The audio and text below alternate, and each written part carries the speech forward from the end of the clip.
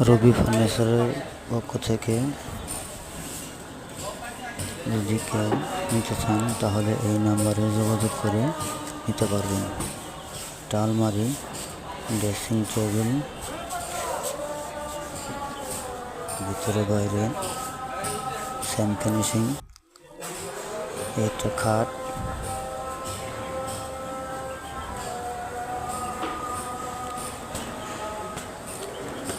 রবি ফার্নিচারের পক্ষ থেকে।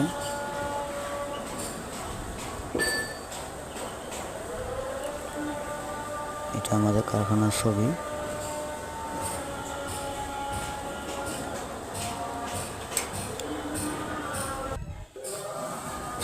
আপনারা যে কেউ নিতে চাইলে